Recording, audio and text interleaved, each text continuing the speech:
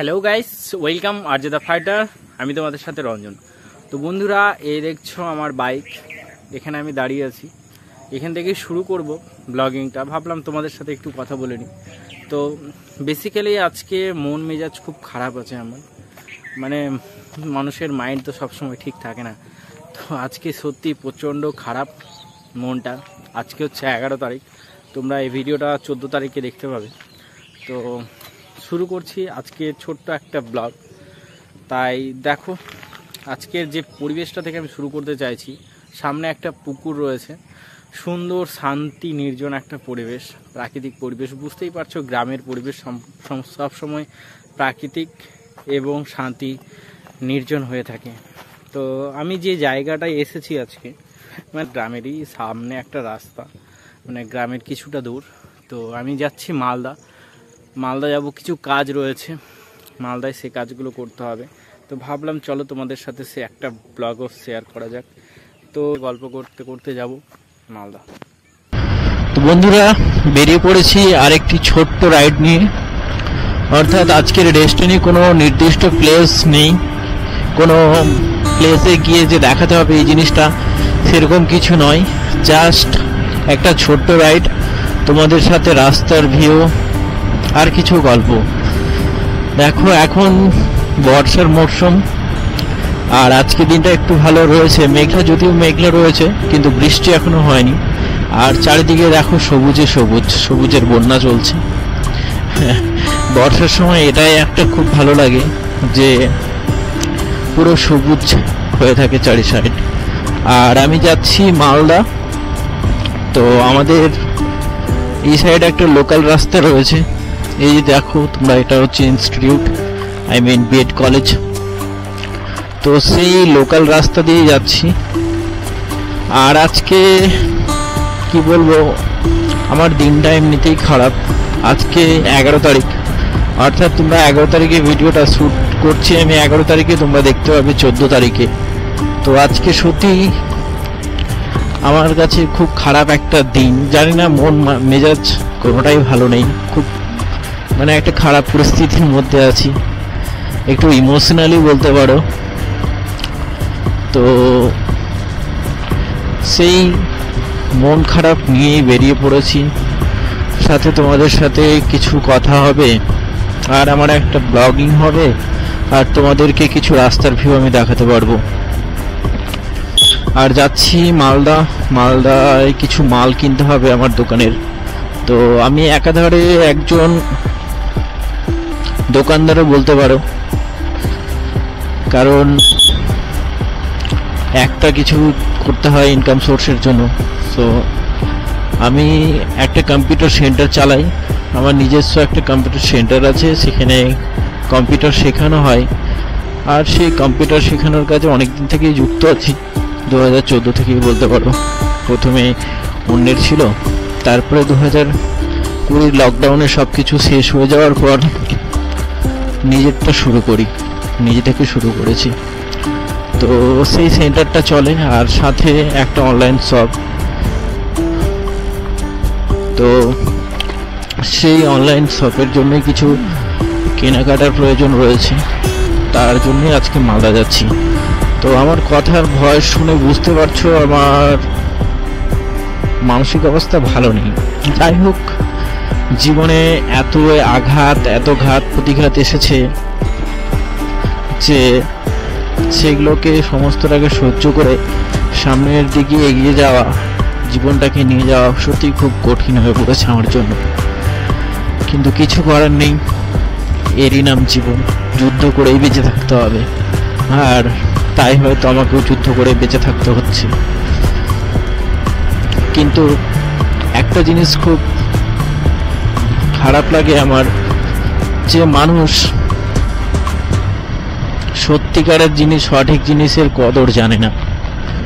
যাই হোক, সেটা আলাদা জিনিস, কিন্তু একটা পুরুষের জীবনে মানে এত যন্ত্রণা, এত কঠিন পরিস্থিতি আসে যা সত্যি খুব কষ্টকর আর কি। তো পুরুষ কখনোই কারো প্রিয়জন হতেই পারে না, শুধু প্রয়োজন হয়। হয়তো এই কথাটা শুনে অনেকে আমাকে খারাপ কমেন্ট করতে পারো, ভুল আমি বলছি সেটাও বলতে পারো, কিন্তু এটা সত্যি।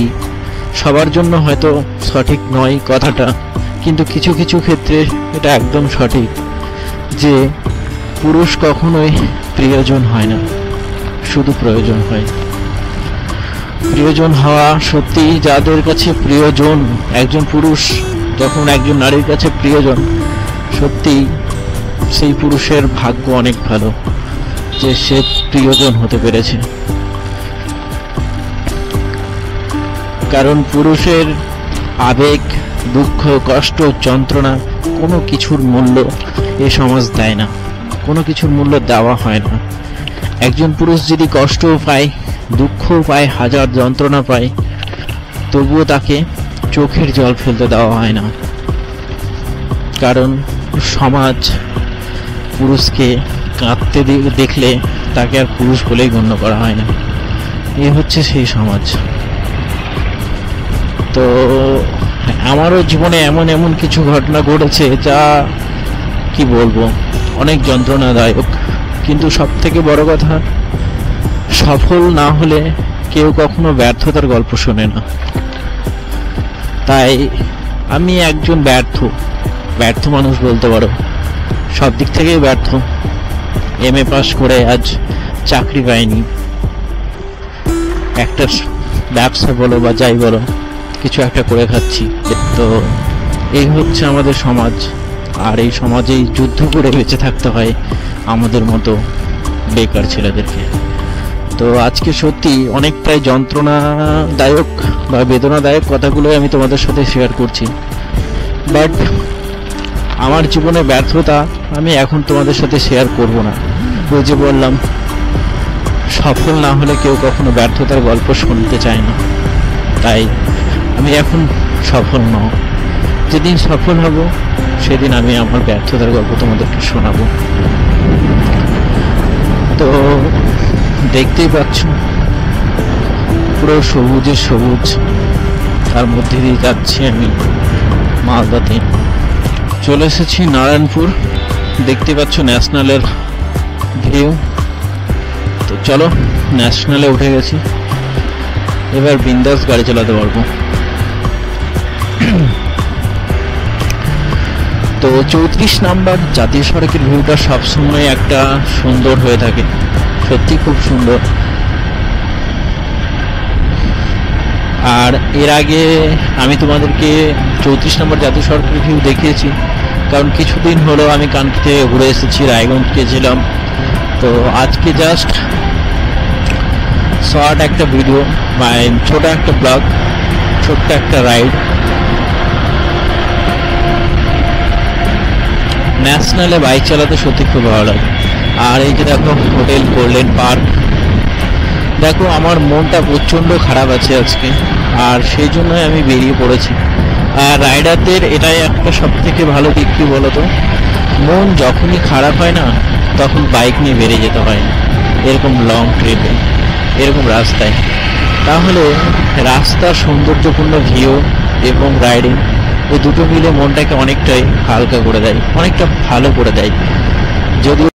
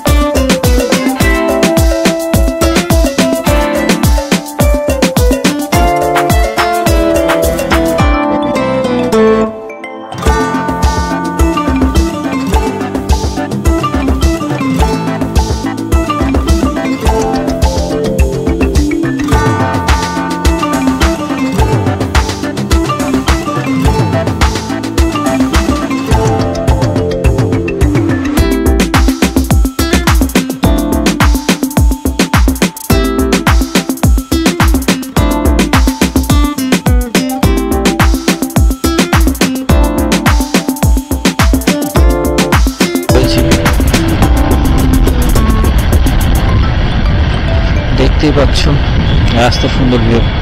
আর আজকে ইমেজ স্টেবিলাইজেশন দিয়েছি, অর্থাৎ ক্যাসন যে ক্যামেরাটা আমি ইউজ করছি, তো এর আগের ভিডিওগুলোতে স্টেবিলাইজেশন করেছিলাম না ইমেজের, যার জন্য ক্যামেরা যেভাবে মানে বাইক চালাচ্ছি প্রচণ্ড ঝাঁকুনি হচ্ছিল, ভিডিওটা দেখতে খারাপ লাগছিল। তাই আজকে সেটা প্রবলেম আশা করি আসবে না ভিডিওতে। দেখা যাক, প্রতিদিন একটা একটা করে টেস্ট হয়ে যাচ্ছে এবং বুঝতে পারছি ভিডিওর কোয়ালিটি কেমন হচ্ছে। ইমেজ স্টেবিলাইজেশন দিয়েছি, তো দেখা যাক কেমন লাগে।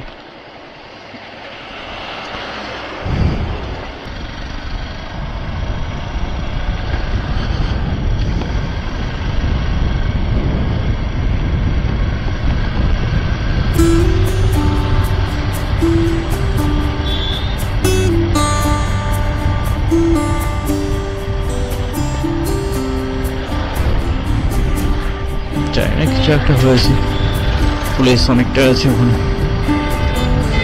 তো যাই হোক, টাউনের মধ্যে ঢুকছি, আর সময় দুপুর মেবি 2টো বেজে গেছে, কারণ আমার হাতে ঘড়ি নেই তাই বলতে পারছি না। তো রাস্তা অনেকটা ক্লিয়ার আজকে, জানি না কেন। মালদা তো সচরাচর প্রচণ্ড ভিড় থাকে, কিন্তু আজকে অনেকটা ক্লিয়ার দেখছি আমি। আর ক্যাসনের যে মাইকটা রয়েছে, এই মাইকের ভয়েসটা ঠিক আমার যে মাইকটা ছিল সেই মাইকের মতো নয়, তাই ভাবছি এর বিকল্প একটা কিছু ব্যবস্থা আমাকে নিতে হবে। আর আমার যে মেমোরি কার্ডের প্রবলেমটা ছিল সেই প্রবলেমটাও মেবি আজকে সলভ করতে পারবো। আই মিন ফ্লিপকার্ট তো আমার সাথে যা করলো তা বলে বোঝানোর নেই, কারণ এমন একটা চালে ফেলে দিল আমায় যে আমি সেই মেমোরি কার্ডটা রিপ্লেসমেন্ট পেলামই না, আর আশা করি আর পাবো না, কারণ সিস্টেম ওয়াইজ যা দেখছি সেই অনুযায়ী আর পাচ্ছি না আমি। তো আমার 900 টাকা সম্পূর্ণরূপে একদম চলে গেছে। তো আজকে ভাবছি একটা মেমোরি কার্ড নেব মালদা থেকে, কারণ মেমোরি কার্ড ছাড়া প্রচণ্ড প্রবলেম হচ্ছে আমার। মোবাইলের যে মেমোরি কার্ডটা রয়েছে সেটা খুব তাড়াতাড়ি কি বলবো স্টোরেজ ফুল হয়ে যাচ্ছে, যার জন্য প্রবলেম হচ্ছে। এই জায়গাটা প্রচণ্ড খারাপ, আর এত ধুলো কি বলবো। কানকি যাওয়ার পথে ক্যামেরার লেন্সে এতটা ধুলো জমে গেছিল যে ভিডিওর কোয়ালিটি একদম ঘোলা আসছিল। দেখেছো, রাস্তার মিডিলেই এমনভাবে গাড়ি ঘুরিয়ে দেয়, আর যার জন্য প্রবলেমগুলো ফেস করতে হয়।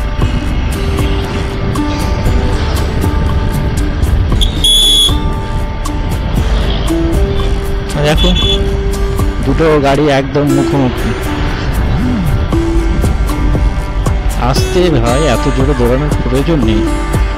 যাক, ভাবছিলাম মালদায় ভিড় নেই, জ্যাম্প নেই। ও, এটা জ্যাম্প নয়, জাস্ট সিগন্যাল।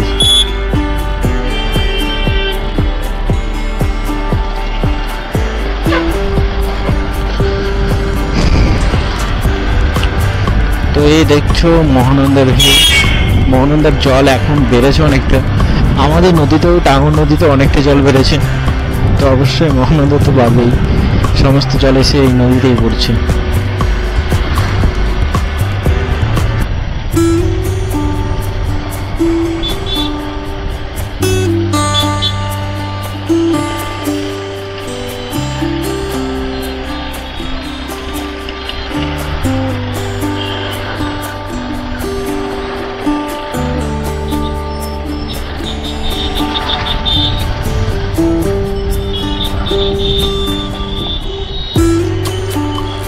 তো মেন টাউনে কিন্তু জাম্প আছে ভালোই, মালদাতে এই টুকটা জাম্প তো থাকবেই।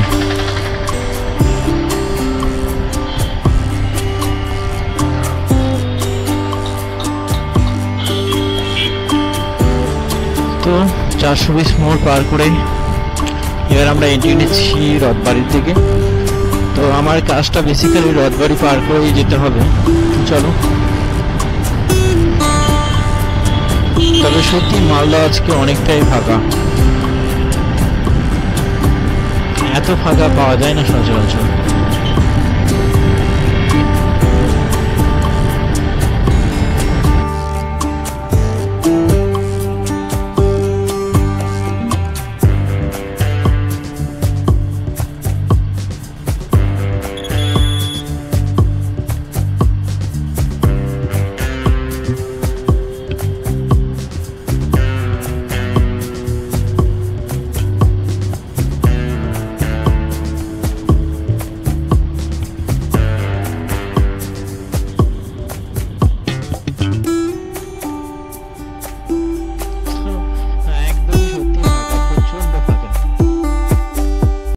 তো বন্ধুরা, আজকের ব্লগটা আমি এখানেই শেষ করছি। নেক্সট টাইম দেখা হচ্ছে নেক্সট ব্লগে, নতুন ডেস্টিনেশন, নতুন একটা জায়গায়। চেষ্টা করব তোমাদের সামনে একটা ভালো ভিডিও উপস্থাপন করার। তো আরজে দ্য ফাইটারে যারা যারা নতুন তারা অবশ্যই চ্যানেলটিকে সাবস্ক্রাইব করবে, লাইক শেয়ার কমেন্ট অবশ্যই করবে। ধন্যবাদ, দেখা হচ্ছে নেক্সট ব্লগে, নেক্সট ভিডিওতে। Tata, bye bye.